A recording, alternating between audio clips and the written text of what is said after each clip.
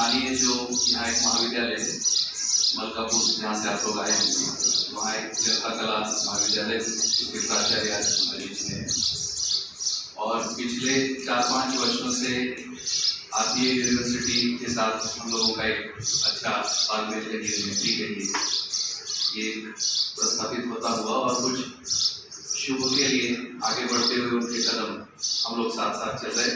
वैसे आरपीए विश्वविद्यालय के पूरे टीम मेंबर और उसमें से वरिष्ठ आचार्य जी आज हमारे लिए उपस्थित हैं, हम सबके बीच आज उपस्थित हिम्मत जुटाई और 10 दिन और ऐसे सबके भारत से ही सूचना है कि गर्मी थोड़ी पहले आ गई, तो आपके माताजी पिताजी भी चिंता कर रहे होंगे इतने गर्मी में कहाँ जा रहे हैं। और विशेष करके बनारस के हमारे जो स्टूडेंट्स हैं उनका मैं बहुत तहे से स्वागत करता हूँ।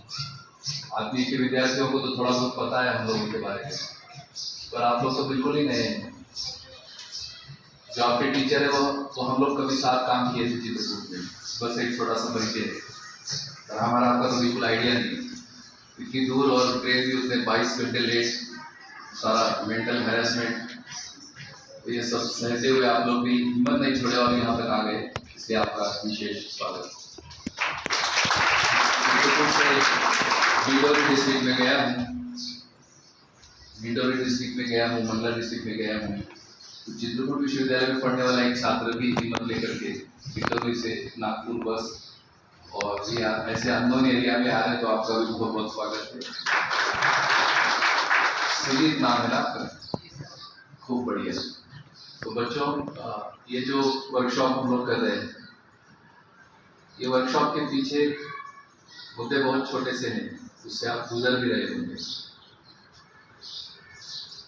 मुद्दा ऐसा है कि जिसे हम हमारा व्यवहार कहते हैं, हिंदी में व्यवहार, इंग्लिश में एक क्लोज जाता हुआ शब्द है बिहेवियर। एक कॉलेज का एक ग्रेजुएशन लेवल आपका पूरा हो गया है, अभी आप पीजी में हैं, और यहाँ तक आते आते आपको भी बिहेवियर नाम से कुछ मुद्दे हैं और वो हमको प्रभावित करते हैं, तो सबसे ज़्यादा प्रभावित करते हैं, ऐसा आप लोगों को भी लग रहा हो। परंतु इस बिहेवियर को हैंडल कैसे किया जाए, बिहेवियर को समझा कैसे जाए। मैंने भी इंजीनियरिंग की, 4 साल मैंने इंजीनियरिंग पढ़ी, और इंजीनियरिंग पढ़ने के बाद मुझे ऐसा लगा कि शायद जो प्रोफेशनल करियर है, ये करियर मुझे उतना संतुष्टि नहीं दे पाएगा।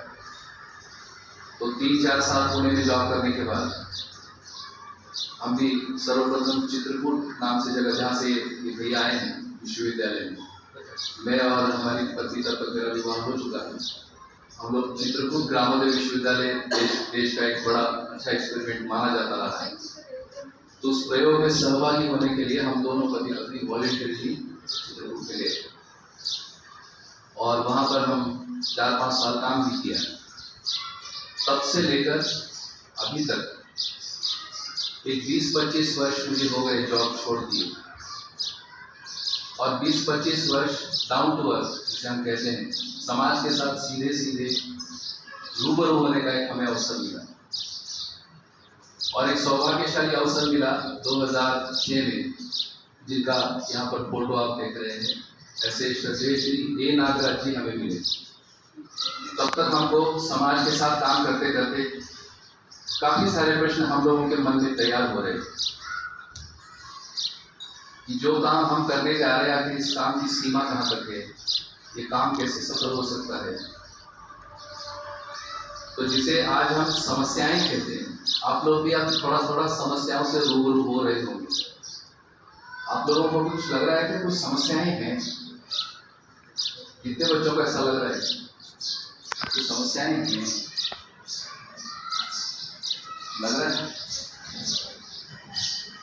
पर कुछ समस्याएं डीप रूटेड हैं, बड़ी गहरी हैं। रोटी कमाना या रोटी के लिए काम करना ये बहुत बड़ी समस्या नहीं है। रोटी के पीछे का पर्पस पकड़ना ये बड़ा मुद्दा है। खाते हैं, लेकिन हम खाना खाते क्यों हैं? हम जीवित क्यों हैं? क्या हमारा कोई पर्पस है? तो लाइफ का मीनिंग और लाइफ का पर्पस ये कह रहे हैं मुझे, और अभी तक बहुत सेटिस्फैक्टरी आंसर्स बाय एजुकेशन हमारी शिक्षा प्रणाली में नहीं। मेरे जैसा ग्रेजुएट हुआ भी एक व्यक्ति कहता है कि जिंदगी भी सीखने के लिए, जिंदगी में हम सीखते रहेंगे। बोलना आसान है, परंतु इस प्रकार से सीखना मुश्किल। कोई बच गए तो बच गए, अन्यथा ये जो सीखने के क्रम में जो जद्दोजहद, एक प्रकार का संघर्ष है, इस संघर्ष से कोई बच गए तो सक्सेस माना जाए। नजर आ रही है, अपनों के साथ ज्यादा समस्याएं नजर आ रही है आज ऐसी स्थिति है। तो सौभाग्य से मुझे जिनसे मिलना हुआ,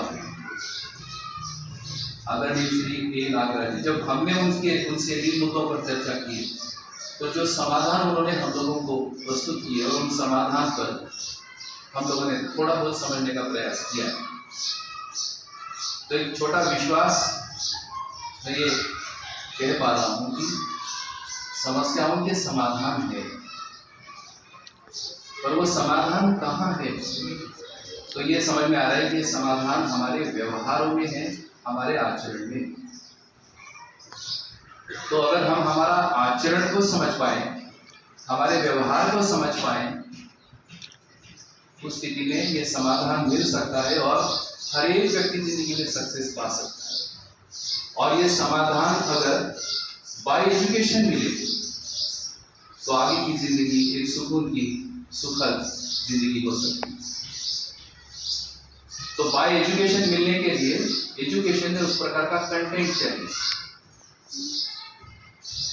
कि जो हमारी समस्याओं को पहचानता भी हो और उसके व्यवहारिक आंसर भी प्रस्तुत करता है।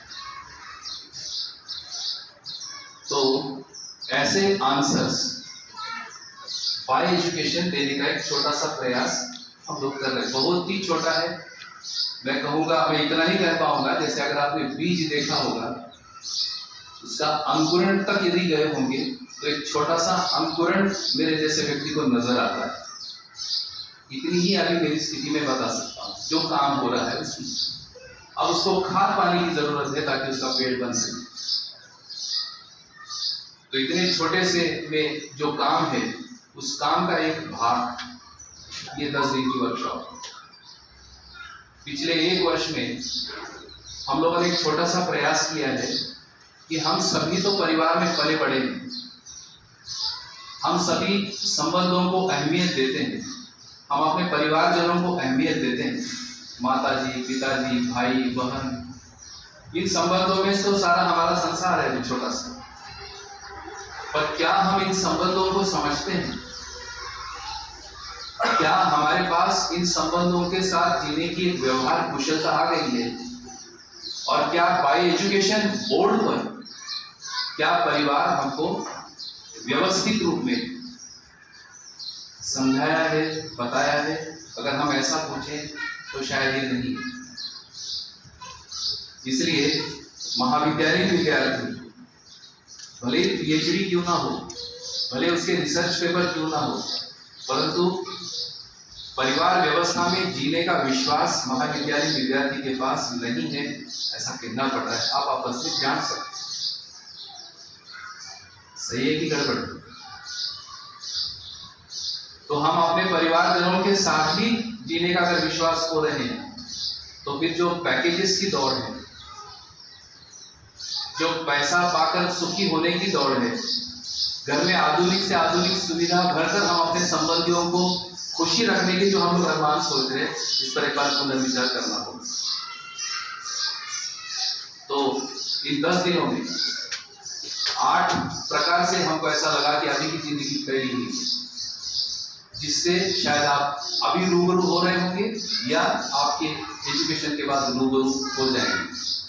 उसमें से 2 मुद्दे इस प्रस्तावना के रूप में, परिचय के रूप में कहता हूँ, अपनी बात को पूरा करता हूँ। उसमें से एक प्रधान मुद्दा है सेल्फ एंड पर्सनैलिटी। कि अभी पीजी लेवल पर मैं हूँ, विशेष करके पीजी लेवल के ही बच्चों को बुलाया गया है, क्योंकि डिफॉल्ट सेटिंग में ग्रेजुएशन लेवल की कुछ ही मैच्योरिटी इनके पास होगी। इन सबको पता है कि ग्रेजुएशन तो हंसते ही गुजर गया, am I right or wrong? हंसते ही रहे ग्रेजुएशन। अब जब पीजी लेवल पर आ रहे हैं और 1-2 साल बाद बाहर जाना है और बाहर जाकर के कुछ अपने बूते स्वावलंबी होने की कोशिश कर रहे हैं, ये थोड़ा सा भनक लगने पर थोड़ी सी सीरियसनेस आ रही होगी। ऐसे स्थिति में अपनी पर्सनैलिटी कैसे है, इस पर्सनैलिटी को हम और मजबूत कैसे कर सकते हैं? तो उसमें जो सेल्फ है, ये सेल्फ की क्या पहचान है, कैसे अपने सेल्फ को पहचाने? हम लोग भाषा जरूर देते हैं कि self confidence, confidence is okay, but where is self? क्या इस सेल्फ को समझा जा सकता है? इस पर थोड़ा सा हम लोग काम करेंगे। और जो दूसरा मुद्दा है वो बड़ा इंटरेस्टिंग है, साइकोलॉजी उसको कहती है काउंसलिंग साइकोलॉजी। बचपन से देखिए, एक क्षण नहीं बीता होगा कि काउंसलिंग नहीं हुई होगी आपकी। काउंसलिंग का मतलब है एक दूसरे को समझाना। अभी यहां आने तक या 10 दिन में भी देखेंगे, आदमी है मतलब एक दूसरे को समझाता हुआ नजर आता है कि नहीं आता? परंतु समझाने में एक बहुत ही की फैक्टर है। यदि समझाने वाला सही मिल गया तो जिंदगी का उद्धार है, यदि समझाने वाला गलत मिल गया तो जिंदगी किधर हो जाएगी हम बता नहीं सकते। ऐसा है या नहीं? मित्रों की संगत महत्वपूर्ण है इस स्टेज में, तो थोड़ा बच के भी चल रहे। कौन क्या बताता है, कौन क्या बताता है, किस तरफ जाना है, ये सारे मुद्दे। और पूरा भारत देखेंगे, काम छोड़ करके समझाने वालों की संख्या तो तूफान है। और उससे कम क्या, वो साइकोलॉजी उसमें भी चलता है, आपको व्हाट्सएप यूनिवर्सिटी नाम है, पर हर एक जन समझा। और अब हमको सॉर्ट करने में दिक्कत है, क्या चीज पकड़े, ये छोड़े ये पकड़े। तो जब ये साइकोलॉजी हम लोगों के थोड़े से नजर आई तो उसमें इतने छोटे छोटे डॉट्स कुछ अच्छे पकड़े हैं। नाम उसको भले वेस्टर्न साइकोलॉजी के, तो मानस शास्त्र उसको हिंदी में कहते हैं, हम लोग मराठी में भी मानस शास्त्र कहते हैं। इस मानस शास्त्र की अनेक प्रकार से स्टडी हुई है ह्यूमन बिहेवियर, और जिस चपेट में अभी हम हैं उसके पेन पॉइंट उन्होंने बहुत अच्छे से पकड़े। तो यदि हम इन पेन पॉइंट्स को भी पकड़ लें और उससे निजात कैसे पाना है, ये मुख्य मुद्दा है। पहला तो है पेन राइट पकड़ना, और अगर राइट पेन पकड़ लिया तो फिर उसका निजात क्या होगा, उसका उपचार क्या होगा, ये भी पकड़ना। तो एक छोटा सा कंटेंट तैयार किया है। पर्सनैलिटी अगर है करनी है तो उसके लिए एक लाइफस्टाइल की जरूरत है, और अगर जिया हुआ है तो ही काउंसलिंग को अर्थ है। तो ऐसे 8 प्रकार से हमने थोड़ा सा खोजने का प्रयास किया है, और ये अनौपचारिक विधा से, क्योंकि फॉर्मल कोर्स नहीं है, मैत्रीवत विधा से एक छोटा सा 10 दिन का लाइफस्टाइल का मॉडल है, जिसमें 3 मुद्दे काम करेंगे। एक है अंडरस्टैंडिंग, जिसको हम कहेंगे कि हमारे मुद्दों को समझने की कोशिश करेंगे। दूसरा है सेवा, और तीसरा है श्रम, जिसकी हमने कल रात में चर्चा की।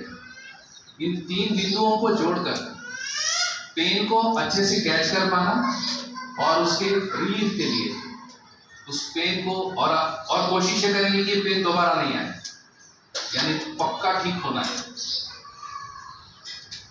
इस प्रकार का काम हम आने वाले 10 दिन में करेंगे। और इसकी एक छोटी सी प्रस्तावना जो मुझे अभी सूझी मैंने आपके सामने रखी। मुझे आशा है कि आप इतने दूर से पहुंचे हुए विद्यार्थी, और ये जो 10 दिन का छोटी सी कार्यशाला है उसमें विषय ये गहन है। साइकोलॉजी का एक आइडिया ऐसा है कि ये पागल लोगों को ठीक करते हैं, ऐसा जनरल परसेप्शन है समाज। मतलब किसी को कहो हम साइकोलॉजी पढ़ते हैं तो जनरली आप तो ऐसे सोचेंगे कि ये पागलों को ठीक करने का पढ़ाई करता है। लेकिन अगर अच्छे से आज हम लोगों के व्यवहार की स्थिति देखें तो पागल से कम भी नहीं। इस पर आप लोगों का भी ध्यान ज्यादा होगा। नॉर्मल आदमी कौन है थोड़ा पहचानना मुश्किल है, तो वो न्यूरोलॉजी, दिमाग खराब होना, ये सब छोड़ देते। डे टू डे मुद्दे पर साइकोलॉजी क्या काम कर सकती है, उसका क्या नो हाउ है, और फैमिली में कैसे इसको अपन लोग काम कर सकते हैं, यह हम लोगों का कोर पॉइंट रहेगा। चलेगा नहीं कि हेवी हो रहा, विषय गहन है, और कोशिश करेंगे उसको किस प्रकार से हम सिंप्लीफाई करते हुए, और इन 10 दिनों में कुछ टूल्स हम लोगों को मिल जाए जिससे कि हम अपनी सेल्फ एंड पर्सनैलिटी को व्यवस्थित पहचान पाए, और जो सलाह देनी है दूसरे को, मीनिंगफुल सलाह कैसे दे सकते हैं, हम भी सही रास्ते पर चलें और दूसरे को भी सही रास्ते पर चलने के लिए प्रेरणा।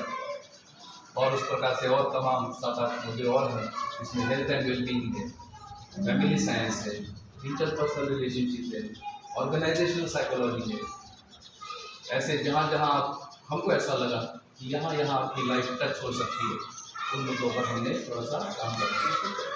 कुछ कंटेंट तैयार है और उस कंटेंट के साथ हम लोग कुछ चर्चा संवाद का समझने की कोशिश करें। बहुत बहुत धन्यवाद, थैंक यू।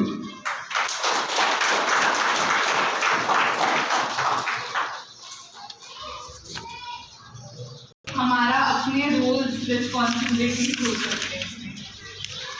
आगे कार्यक्रम को बढ़ाते हुए हमारी जो होस्ट ऑर्गेनाइजेशन है उसका और विस्तार परिचय देने के लिए मैं श्री विनोद देशमुख काका का स्वागत करती हूँ।